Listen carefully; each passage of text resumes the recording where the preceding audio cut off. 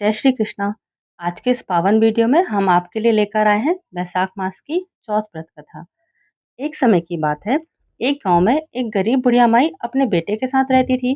वह अत्यंत श्रद्धा और भक्ति के साथ पूरे वर्ष चौथ माता का व्रत करती। हर महीने की चौथ को वह 5 चूरमे के लड्डू बनाती थी। एक लड्डू चौथ माता को, एक श्री गणेश जी के लिए, एक गाय को दान करती, एक अपने बेटे को देती और एक स्वयं खाती थी। एक दिन बैसाख महीने की चौथ पर उसका बेटा पड़ोस में गया। वहां उसने चूरमा देखा और पूछा तो पड़ोसन ने कहा, आज बैसाख चौथ है। बेटा बोला, मेरी माँ तो हर महीने का चौथ करती है। तब पड़ोसन ने उसे बहका दिया, तेरी माँ व्रत नहीं करती, उसे घी के लड्डू खाने की आदत है। वो सब खुद खा जाती है और तुझे सिर्फ एक ही लड्डू देती है। लड़का उसकी बातों में आ गया और घर आकर माँ से बोला, माँ, तुम ये व्रत छोड़ दो, तुम मुझे धोखा देती हो। माँ ने समझाया, बेटा, मैं यह व्रत तेरी सुख शांति के लिए करती हूँ, मैं इसे नहीं छोड़ सकती।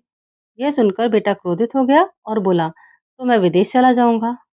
तब उसकी माँ ने दुखी होकर उसे विदा किया और चौथ माता की अक्षत देकर उसे कहा, बेटा, जब भी कोई संकट आए, चौथ माता और विनायक जी को याद कर इन अक्षतों को अर्पित करना। रास्ते में उसे एक भयानक खून से भरी नदी मिली। पार करना असंभव था।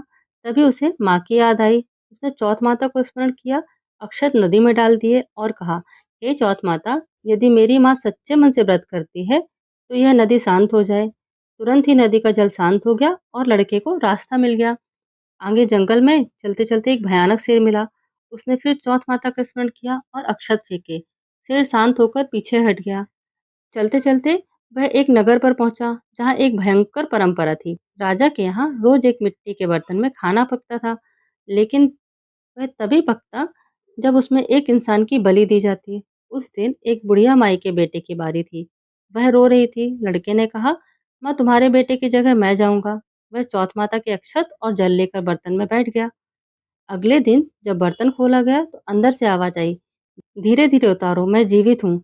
सभी चकित रह गए। राजा स्वयं आए। लड़का बाहर निकला और बोला, यह सब मेरी माँ के चौथ व्रत और चौथ माता व विनायक जी की कृपा है।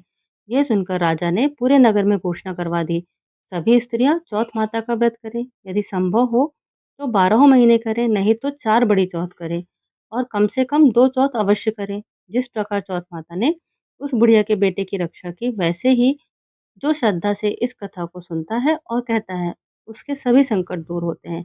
जय चौथ माता, जय श्री विनायक जी महाराज। अगर आपको मेरा ये वीडियो पसंद आया हो तो लाइक और सब्सक्राइब जरूर कीजिएगा और कमेंट में जय चौथ माता जरूर लिखिएगा। धन्यवाद।